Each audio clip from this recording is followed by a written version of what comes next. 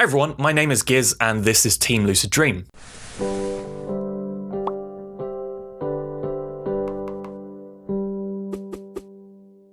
Today I'm going to be talking about a dream which is quite strange, but to fully appreciate how strange it was, you'd have to be living in England for a bit. So when the time comes and is an English bit, I'll explain why that's weird. So, me and my girlfriend were on a train. We were sitting in a carriage and we were sitting quite close to the back of the train. I got up and went to have a walk because, I don't know how far we're going. I don't know how long we're going to be staying on the train, so I'm going to walk around. So I get up off my seat and I walk down the aisle and I go to the next train carriage, and then I realise that each train carriage is a different theme. So my train carriage that I was sitting in originally, that was like a normal train theme. Go to the next one, it was a futuristic train theme. You go to the next carriage and it was like medieval train themed. It was very bizarre. I got to this carriage which the theme of it was like a Victorian age. But it was very strange in the fact that I open the carriage door, I go through, I have a look round, and it looks like I'm in an old Victorian pub. There's no sign that I'm actually in a train. It's all like concrete walls and like old-fashioned wooden doors with the old brass handles, and it's just an odd feeling just to be on a train 1 minute in a futuristic setting, then you go through to a pub. It's kind of how dreams. How you can transfer yourself into a different setting. You can use a door and it's like, oh, this is weird, and you look back and you can see the old setting. It was kind of like that. But I open this door and there's a bed, and it's a bedroom. It's like an old Victorian pub bed room. And I open it and I look round and there's like concrete and there's a window as well. So it's quite weird because I can still see the train moving even though it looks like it's inside a house or a pub. And there's a dog on the bed, and the dog's just given birth to really small, tiny puppies about this big. And they're, when puppies are so small and so tiny that they can't open their eyes and they haven't got any hair and they're just like doing all that. That's how small they were. So I thought, that's adorable. I have to go tell my partner that she has to come and see this. So I walk all the way back down to the train where I was sitting, and I say to her, look, love, you've got to come with me.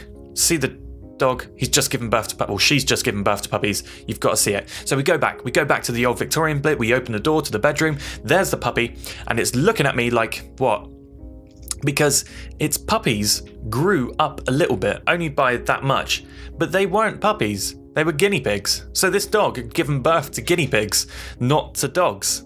And we got close up to it, and the dog that had given birth, it was being really territorial and really protective over her guinea pigs, and it was quite a mind mess at the time. Waking up, I was like, the hell just happened in that dream?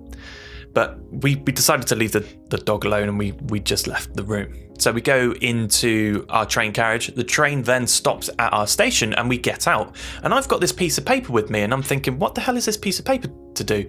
And I read the piece of paper and it says something on the lines of, this is to validate your originality in England. So it's basically a customs check, which we don't have on trains in England. It's just not normal. So I go to the office because I know this has to be verified by a member of staff at the train line. So I go into their office and I'm like, can you sign this for me, please? And she goes, oh, okay, yeah, no problem. First, what we have to do, though, is we have to make sure that you are a member of the English society, and which is a weird way of saying make sure you're born in England. So she gives me this test, this piece of paper, second piece of paper that I've got now, and it's got questions, and it's like a test to check that I'm actually from England. So I'm reading these questions, and here's where it gets a bit weird with the whole you have to be born in England to understand this. Each question to this test was based off EastEnders, which, if you don't live in England, it's a soap opera about people living in London, in the East End, EastEnders.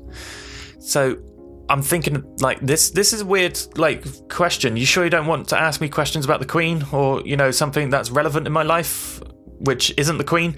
Do you want to just ask me how to say hello in English, or, something that's relevant, not EastEnders? And I'm looking, I've watched EastEnders a few times in my life. When it's on, I watch it. Sue me.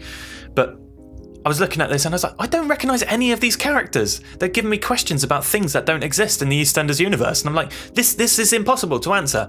So then I find out that you can't ask a member of the staff to like say, oh mate, who was the EastEnders chap that was responsible for the death of Sid?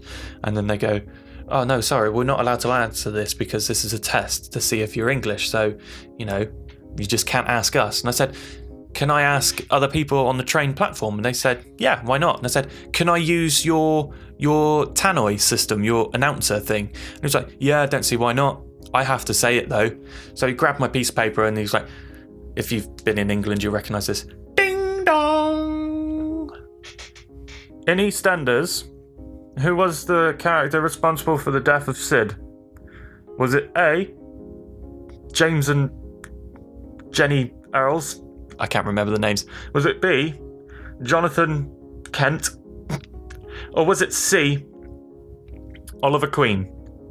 And then I don't know if that was actually the options. I can't remember now. But then I heard someone down the line on the train platform going, "It's A. Thank you," and puts it away. And at that point, I look down. I tick A. I've got like 20 odd questions to do. I'm thinking, and then I wake up. I know, right? You're thinking the same thing I am. It's a bit mental, but it doesn't matter. It's done now. This video is very long. I wasn't expecting it to be as long as it was. But if you've enjoyed this, then please like, comment, subscribe, the whole usual business. And if you want to be a part of the forums on our website, go to teamluciddream.com/forum.